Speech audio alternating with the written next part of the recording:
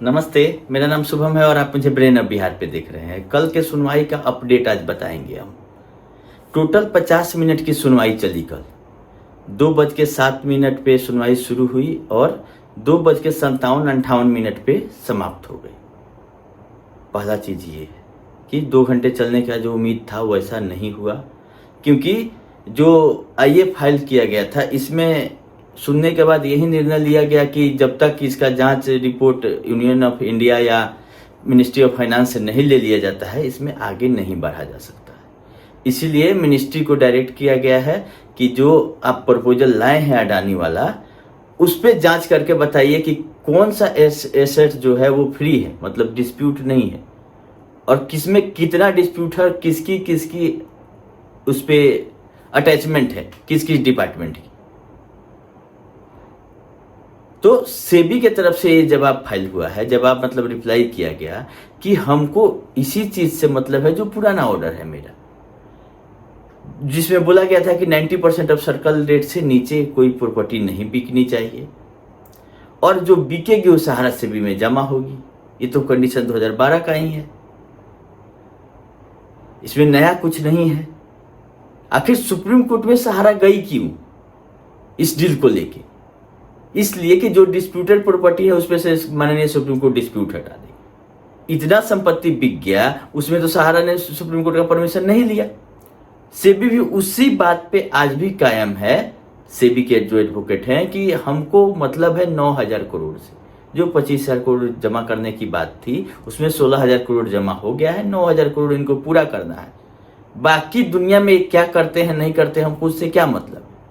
उसके बाद तो कोर्ट के ऊपर डिपेंड करता है कि जो 25,000 करोड़ का जो कंप्लायंस है प्रिंसिपल आउटस्टैंडिंग का, केवल रियल एस्टेट और हाउसिंग वाला जो 2 कंपनी था, उसके बाद कोर्ट को डिसाइड करना है कि इंटरेस्ट का क्या करना है। इंटरेस्ट का भी जिक्र हुआ कि ये 25,000 करोड़ जमा होने के बाद 15% इंटरेस्ट के साथ वापस करना था, लेकिन सिब्बल साहब का जवाब था कि डिबेंचर होल्डर को आप पाइएगा तब ना कि किसका बाकी है रियल एस्टेट और हाउसिंग का, तब। लेकिन ये टोटली कोर्ट पे डिपेंड करता है कि पैसा का क्या करना है, कि अगर 25,000 करोड़ जमा हो गया तो क्या करना है। ये तो रास्ता खुल गया है, इसमें पूछने वाली क्या बात है। सारा सभी में से ही पैसा जा रहा है सोसाइटियों का, तो जैसे जैसे जमा होगा फिर जमाकर्ताओं को मिलेगा। क्योंकि उस समय के ऑर्डर में था कि अगर निवेशक नहीं मिलते हैं तो गवर्नमेंट ऑफ इंडिया को ये फंड चला जाएगा, अगर जमाकर्ता नहीं खोज पाती है सेबी तो। लेकिन जो पैसा सारा सेबी में जमा हुआ है वो तो रिलीज होने लगा है जमाकर्ताओं के लिए, तो सरकार तक जाने का कोई सवाल ही नहीं उठता है। तो सेबी के एडवोकेट का यही कहना था कि 25,000 करोड़ पहले आप पूरा कीजिए। 9,000 करोड़ का जो डिफिसिट है उसमें अगर जो प्रॉपर्टी फ्री है उसको बेच के आप जमा कर दीजिए। 90% ऑफ सर्कल रेट से नीचे आपको नहीं जाना है। इसमें कोर्ट की परमिशन की कहीं कोई दरकार है और सेबी के इंटरफेयर का जरूरत नहीं है। लेकिन सहारा इसी बहाने इसी केस को मोहरा बनाते हुए चाह रही है कि जाते जाते भी कुछ लपेट ले अपने फंड में, क्योंकि ये तो जान रही है कि अटैचमेंट है, चाहे रिकवरी है, सब ईडी से लेकर सारा डिपार्टमेंट पड़ा हुआ है, आज नहीं कल नीलाम होना ही है, कुछ हमको हाथ नहीं लगेगा। तो इसीलिए ये चाहते हैं कि एक मुश्त कुछ बेचेंगे तो कुछ हमको भी मिलेगा। उस उम्मीद में ये कपिल सिब्बल साहब को अपीयर कराया गया है। अडानी की तरफ से एडवोकेट, बहुत बड़े एडवोकेट हैं मुकुल रोहतगी जी, वो भी अपीयर हुए हैं कि हम 88 प्रॉपर्टी लेने के लिए तैयार है। लेकिन ये कोई नहीं कह रहा है, ना सहारा ना अडानी, कि हम टोटल टेक ओवर कर रहे हैं। आप टोटल ग्रुप को ही, चलते हुए ग्रुप को टेक ओवर कर लीजिए, सोसाइटी से लेकर सब कुछ। इस ओर कोई नहीं जा रहा है। सब लोग जा रहे हैं कि संपत्ति हम बेचने के लिए तैयार है, सहारा अडानी खरीदने के लिए तैयार है। क्या उस संपत्ति से total liability of Sahara group भरपाई हो पा रहा है कि नहीं हो पा रहा है, यहां कोई नहीं जा रहा है। और सेबी उस तरफ ध्यान भी नहीं दे रही। सेबी कह रही है कि मेरा 9,000 करोड़ का मामला है, हमको जमा कर दीजिए, बाकी कोर्ट डिसाइड करेगा कि इसके बाद इंटरेस्ट का क्या करना है, ये पैसा क्या होगा। केस ही खत्म हो जाएगा, सुप्रीम कोर्ट का झंझट ही खत्म हो। लेकिन सहारा को तो ऐसा करना नहीं है। ऐसा करना रहता तो 2015 में ही कर चुकी रहती। इसको लटकाना है, और इतना बार लटका चुकी है कि अब सही भी प्रपोजल लेके जाती है तो इस पे 10 बार सोचना पड़ता है कोर्ट को, और जो एडवोकेट रहते हैं सेबी के उनको, कि क्या करना चाहती है। एम्प्लॉय लोग का भी मैटर उठा ये एम्प्लॉय की तरफ से फाइल था कि हमको सहारा सेबी से पैसा दे दीजिए, तो सीधा सीधी सेबी के एडवोकेट का कहना था कि क्लेम तो बहुत लोग कर रहे हैं, तो क्या उनको पैसा दे दिया जाएगा?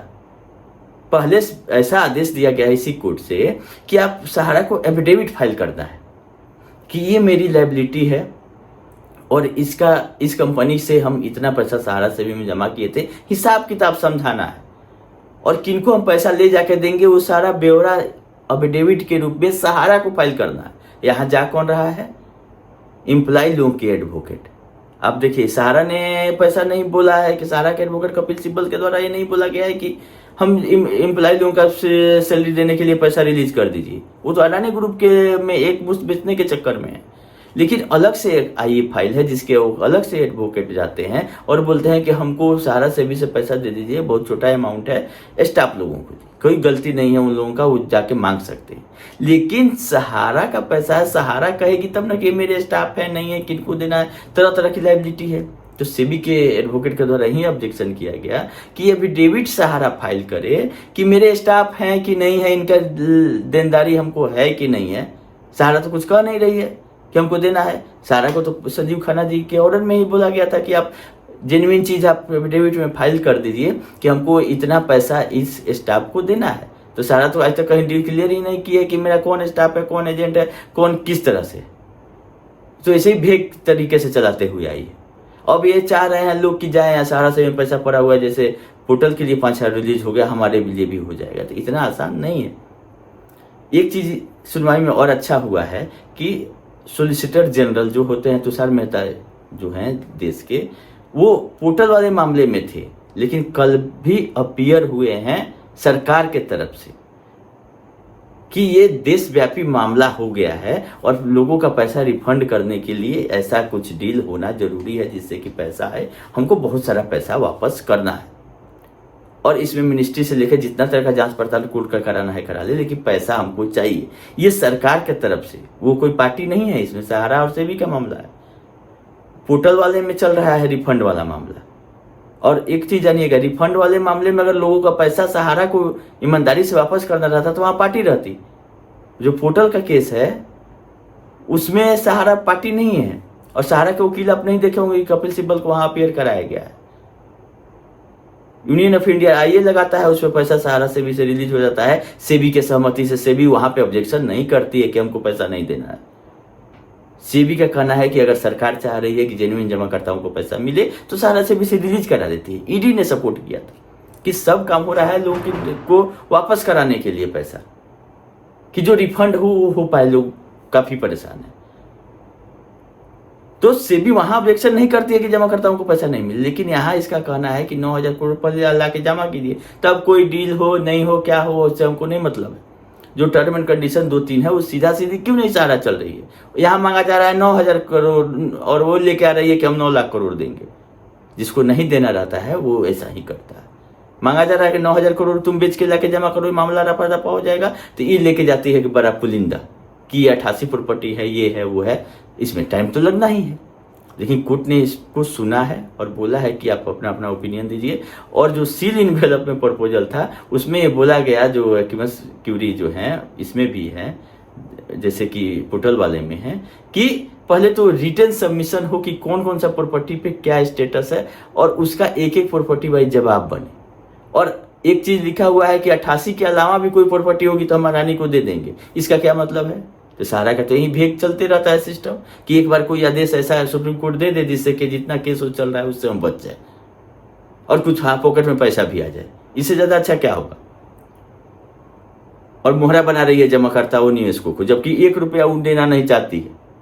आप लोग देखिए कि ब्रांच से कहीं 1 रुपया पेमेंट हो रहा हो पिछले 5 साल से, जब से कलेक्शन बंद है तब से ब्रांच से कोई पेमेंट हुआ हो हेड ऑफिस से लाके नहीं हो रहा, क्योंकि इसको अपने खाने पे पले पड़ा हुआ है कि कुछ अगर मिल जाए तो पहले हम अपने बगली में जाते जाते भगला भूत के लंगोट वाला हाल है कि लंगोट के चक्कर में है कि एक ही बार सुप्रीम कोर्ट कुछ आदेश दे दे, हमारा डिस्प्यूट भी खत्म हो जाए, कुछ पॉकेट में भी आ जाए।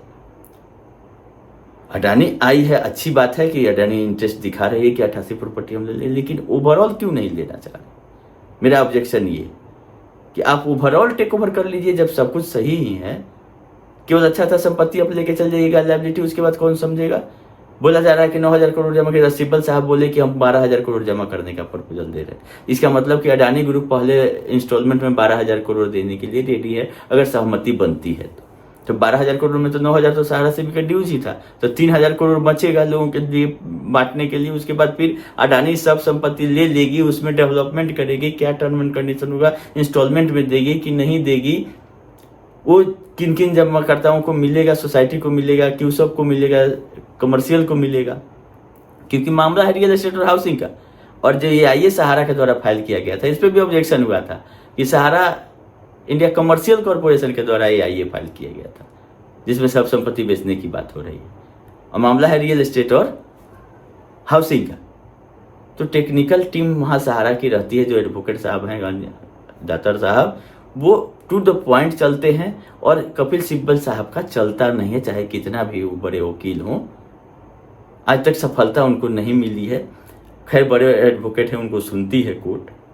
अब अगला डेट बोला जा रहा है कि 17 को रखा गया है, 1 महीना बाद का डेट बोला गया था। अभी पोर्टल पे नहीं आया है कि 17 को लिस्टिंग है, लेकिन बोला गया है कि 4 वीक के बाद आप ये सारा चीज़ विस्तृत लेके आइए, सब लोग अपना अपना ब्यौरा लेके आएगा, और उस पर फाइनल उस समय डिसाइड किया जाएगा कि ये डील को ग्रीन सिग्नल मिलता है कि नहीं मिलता है सुप्रीम कोर्ट से। नहीं तो 9,000 करोड़ का कंप्लायंस कीजिए सर्कल रेट पे, या उससे ज़्यादा पे आप बेचिए, और पहले सहारा सेबी वाला डिस्प्यूट खत्म कर दीजिए, आपका केस रफा दफा हो जाएगा। आप चलाइए, अब उसको कोई मतलब नहीं है। ये रहा आज का सुनवाई का अपडेट। बात बाकी जैसे ऑर्डर अपलोड होता है, कुछ इसमें बदलाव भी हो सकता है। ये तो मीडिया में छपा हुआ है खबर, उस सोर्स से हम बता रहे हैं, कुछ हमारे सोर्स जो हमको बताए वहाँ से हम आप लोग बता, लेकिन एग्जैक्ट चीज़ क्या आता है ये ऑर्डर ही बताएगा। मीडिएशन का भी बात उठा था, हम मीडिएशन में हम आप लोग को बता देना चाहते हैं कि सहारा सेबी में कोई मीडिएशन नहीं हुआ है।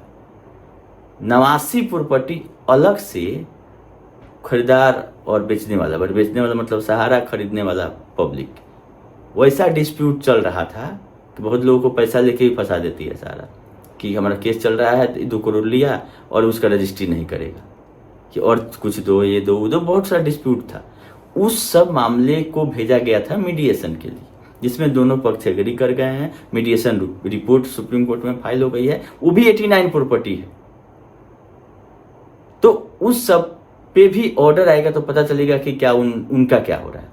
ये सहारा सेबी में मीडिएशन नहीं था, जो कि गलतफहमी में सब लोग थे कि सहारा सेबी में मीडिएशन रहता तो 9,000 करोड़ का बात ही नहीं होता। सेबी बोलते कि मीडिएशन में अगर आप ओके करते हैं तो हमको कोई आपत्ति नहीं, लेकिन सेबी ने आपत्ति दर्ज किया है कि आपको पहले 9,000 करोड़ जमा करना है, फिर इंटरेस्ट का क्या करना है कोर्ट डिसाइड करेगी, और फिर जो मर्जी आप करिए, केस ही खत्म हो जाएगा कंटेम्प्ट का।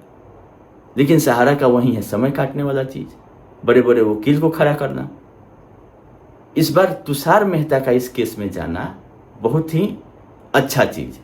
तुषार मेहता जी जो कि यूनियन ऑफ इंडिया के तरफ से, और ये बोले हैं कि हम भी चाह रहे हैं कि पैसा आए कहीं ना कहीं से, और एक अच्छा डील हो सकता है अगर इसमें ज़्यादा डिस्प्यूट नहीं हो तो। अगर डिस्प्यूट से भी बोल रही है कि अगर डिस्प्यूट भी होगा तो कुछ ऐसा प्रॉपर्टी निकालिए जिससे 9,000 करोड़ आ जाए, काम खत्म हो जाए। 88 में मान लीजिए कि 20 प्रॉपर्टी, 30 प्रॉपर्टी, अच्छा एक ही MB वैली आपका है, अगर उसमें डिस्प्यूट नहीं है तो वहीं दे के आप काम खत्म कर दीजिए। तो वैसा प्रॉपर्टी निकाल के दे दीजिए, चाहे बेच के लाइए जिसमें डिस्प्यूट नहीं हो। हमको 9,000 करोड़ से मतलब है, उसके बाद सुप्रीम कोर्ट जाना आना नहीं पड़ेगा। सेबी टू द पॉइंट आज भी चल रही। एम्प्लॉय लोगों के पक्ष में देखिए क्या आता है ऑर्डर में, एम्प्लॉय लोग की तरफ से वकील खड़े हुए हैं, लेकिन सहारा ने नहीं कहा है कि हमको पैसा दे दीजिए, हमको एम्प्लॉय को सैलरी देना। ये सेबी के एडवोकेट के द्वारा बोला गया है कि पहले सहारा अपना स्टैंड करें कि वो मेरे एम्प्लॉय हैं कि नहीं है, उनका बकाया है कि नहीं है, कि कोई भी आदमी आके क्लेम करेगा उसका पैसा रिलीज हो जाएगा सहारा से भी, ऐसा नहीं हो सकता। इसीलिए सहारा को जरूरत है कि अपने स्टाफ लोगों के लिए एफिडेविट फाइल करे कि इतना मेरा बाकी है, पैसा रिलीज होगा या उस पर सुनवाई होगा, देखा जाएगा। लेकिन बाकी लोग अपने पैसा जोड़ के लोग भी कोशिश कर रहे हैं, जैसे हम लोग कोशिश कर रहे हैं, वैसे सब लोग कोशिश कर रहे हैं कि कहीं ना कहीं सहारा से भी पैसा पड़ा हुआ है तो कहीं वकील को वहाँ अपीयर कराते हैं तो हो सकता है कि पैसा रिलीज हो। लेकिन इतना आसान नहीं है। जिस तरह से जमाकर्ताओं के लिए 5,000 करोड़ रिलीज हुआ, क्योंकि उसमें सरकार गई थी। अभी आम आदमी को कोई नहीं पैसा मिला है सहारा से भी से। जमाकर्ता भी बहुत गए आइए लेके, सबको बोल दिया कि पोर्टल पे चले जाइए, वैसे ही स्टाफ लोग को बोला गया कि सहारा लेके आए ना चीज़ों को, तो सहारा को तो लेके जाना नहीं है, खाली ऐसे लेटर जारी कर देना है कि सैलरी रिलीज कर दीजिए, इसको तो कुछ देना नहीं है। ये तो अपने चक्कर में है कि हमारे पॉकेट में कितना आ जाएगा ये डील से, इससे केवल मतलब है इसको। कोई जमा करता, कोई एजेंट, कोई स्टाफ से मतलब नहीं है इसको, और शुरू से यही होते आ रहा है। झांसा राम जी थे, झांसा देते हुए चले गए। ये अभी बोल रहे हैं कि ओएफसीडी होल्डर कहाँ है मार्केट में। अरे कैसे रहेंगे जब झांसा राम जी कमीशन का लालच देके और लोगों से बॉन्ड कन्वर्ट करा दिए रियल एस्टेट और हाउसिंग का, वहीं तो खेल खत्म हो गया और लोग कमीशन के लालच में कर दिए। और कमीशन को भी आपने लाके लास्ट में एफडी करते करते या सब कमीशन को भी आपने रख लिया।